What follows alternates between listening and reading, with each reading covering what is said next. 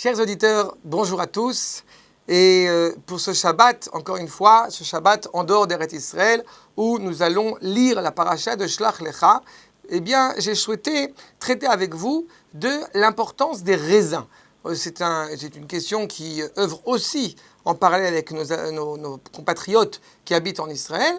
Mais le fait est, c'est que les explorateurs, quand ils vont aller en Eretz Israël, dans la paracha de Shlach, eh bien, ils vont rapporter au bout du compte des vignes, des raisins qui, semble-t-il, vont être particulièrement lourdes parce qu'ils vont devoir être plusieurs à les porter. Ainsi dit le verset, Vayavou ad nachal eshkol, et Vayirtu misham zomora ve eshkol anavim echad. Ils vont prendre une grande vigne, une grande, Vayesou bemot beshnaim, mis sur, a priori, justement, un bâton qu'ils vont devoir porter à deux, et aussi accompagné de grenades et de ténim, ou mina rimonim, ou mina ténim, et les figues. Ainsi nous enseigne donc justement le verset. Eh bien, je voudrais attirer votre attention sur la question qui est posée, qui a porté ce raisin?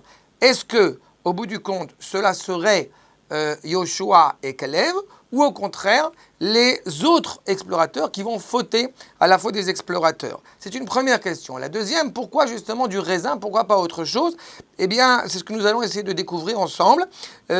Certains commentateurs, ainsi que la Gemara, justement, va nous développer l'idée qu'il y avait en fait 4 bâtons qui étaient portés, a priori, par 8 personnes, donc tous, excepté Caleb et Yoshua. Ils ont ramené, au bout du compte, des fruits d'Eretz Israël pour montrer la grandeur d'Eretz Israël. Ce qui pose problème, puisque ces mêmes explorateurs, ces mêmes 10 explorateurs, au bout du compte, vont avoir un rapport tendancieux à l'égard d'Eretz Israël.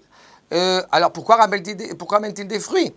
Eh bien, et un autre commentateur va dire que justement, il ne s'agissait au bout du compte que de Yehoshua et de Caleb qui vont ramener ces fruits en Eretz Israël. Ainsi va poursuivre justement notre verset en mettant en évidence le fait que cette terre justement où coule le lait et le miel, eh bien, elle est accompagnée de ces vignes. Mais malheureusement, les explorateurs, dans la mesure où on accepterait l'idée que ce soit les explorateurs qui vont porter, pas Yoshua et Caleb, mais dans la mesure où nous accepterions l'idée que ce soit les explorateurs qui ont ramené ces vignes. Et pourtant, ils y ont adjoint des propos litigieux, des propos méprisants à l'égard d'Eretz Israël. Voyez combien cette terre, au bout du compte, est grande, voyez la grandeur de leurs fruits, imaginez-vous la grandeur des habitants. À ce moment-là, va malheureusement se taire Caleb parce qu'il a mis le doigt sur quelque chose de profondément problématique. Eh bien, cela, justement, nous fait réfléchir réellement sur le sens du fruit utilisé. Nous avons coutume de rappeler que à un mariage, traditionnellement, dans le Beth Amikdash, coulaient des flux, des tuyaux à flot de vin. Pourquoi du vin? Nous rappelle les Rachamim, le vin vient réjouir le cœur des hommes. Donc c'est quelque chose de profondément noble et profondément élevé, puisque nous avons coutume justement de passer d'une réalité à une autre en sanctifiant le vin, en mettant l'accent justement sur le lien de distinction entre le jour profane et le jour de Shabbat par le biais du vin.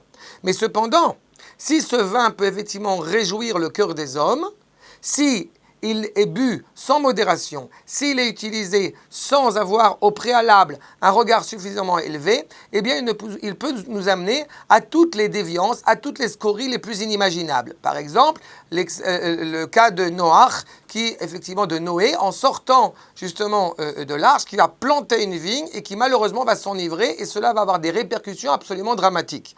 Donc comment est-ce que je peux être certain que le regard que j'aurai au bout du compte sur la réalité est un regard qui est droit, qui est honnête, qui est cohérent et qui ne va pas se laisser à des retranchements et des trébuchements, grâce au fait, comme je le rappelais dans le Beth Amikdash, que ce n'est pas du vin qui coulait à flot, mais du vin qui coulait à flot dans des tuyaux, dans des réalités qui étaient justement contrôlées, limitées. Eh bien, c'est exactement cela. Est-ce que quand le Zohar va dire justement que ceux qui ont pris ces vignes, c'était Yoshua et Kalev, ou alors, selon le sens de la Gemara, seraient-ce les explorateurs eux-mêmes, excepté Yoshua et Kalev? En fait, tout cela dépend du regard qu'on avait de prime abord sur la terre d'Eretz Israël. Dans le Zohar, justement, donc cette littérature ésotérique, où on met l'accent sur le regard de Yoshua et de Kalev à l'égard d'Eretz Israël, il était profondément bénéfique, profondément louable à l'égard d'Eretz Israël. Donc la question n'était pas posée. Quand les fruits sont grands et que justement les habitants sont aussi grands, il n'empêche que nous avons la force de pouvoir affronter tous les défauts, tous les défis de cette réalité, parce que nous sommes armés de la confiance indéfectible envers Akadosh Baruch Hu. À l'inverse, les mêmes explorateurs, les 8 explorateurs ou les 10 explorateurs qui vont justement ramener cette vigne auprès du peuple juif, qui a priori aurait dû les pousser à dire du bien d'Eretz Israël, va les pousser malheureusement à être effrayés par la réalité d'Eretz Israël, parce que, soi-disant, ces explorateurs, ces habitants, ces Cananéens, sont plus forts que nous, ou plus forts que lui, comme enseigne les Chachamim, Chazak Mimenu, ils sont plus forts que lui. Eh bien, c'est exactement cette mutation du regard, quand elle n'est pas reliée à Akadosh Baruch Hu, qui nous mène à l'erreur. Ainsi nous disent les fameux préceptes, Lotatoru achre levavechem vachre enechem. Eh bien, quand les yeux, justement, quand le cœur suit les yeux, quand le cœur suit le regard, justement, peut nous amener à notre perte. Ovdei Ashur, justement, ceux qui, au bout du compte, dans le prophète de Ishayahu, de Isaïe, ceux qui vont, au bout du compte, suivre leur regard, peuvent courir à leur perte. L'Ashur, en araméen, qui signifie voir, Ovdei Ashur, ceux qui sont totalement perdus. Leur regard erroné, tronqué, peut les mener à leur perte. Quand le cœur suit les yeux, cela est profondément problématique. À l'inverse, quand les yeux vont suivre le cœur, vont suivre l'intelligence du cœur, eh bien justement, cela pourra les mener à quelque chose de juste. Kalev, Kulo, Lev. Kalev est profondément relié à ce cœur contrit, dans la mesure où il va se prosterner devant les patriarches. Il est profondément relié à l'amour d'Akadosh Baruch Hu, ve'ahavta et Hashem bechol levavecha. Il est profondément relié à cet amour d'Akadosh Baruch Hu, et donc par conséquent, lui ne pouvait pas se tromper. Quand on parle de la vie, quand on parle des défis qui sont devant nous, que ce soit, j'ai envie de dire, au niveau de la vigne, comme ça soit à tous les défis modernes auxquels nous sommes confrontés, eh bien, le regard que nous allons avoir va totalement changer la qualité et le bénéfice qu'on peut tirer de l'objet désiré. S'il s'agit justement, par exemple, d'un téléphone portable, cela peut avoir des répercussions profondément positives si dès le départ, notre cœur contrit est tourné vers Akadosh Baruch Hu. À l'inverse, si justement nous sommes domptés par notre regard, eh bien malheureusement, tout objet aura des implications négatives. La qualité assez exceptionnelle, je dois dire, de la terre d'Israël, c'est que justement, elle est capable de transformer une réalité qui pouvait apparaître comme problématique en réalité profondément bénéfique pour la nation. La terre de Canaan, cette terre de résignation à l'instinct, tel que le décrit le Rachem Akadosh dans le sens premier de ce mot Canaan,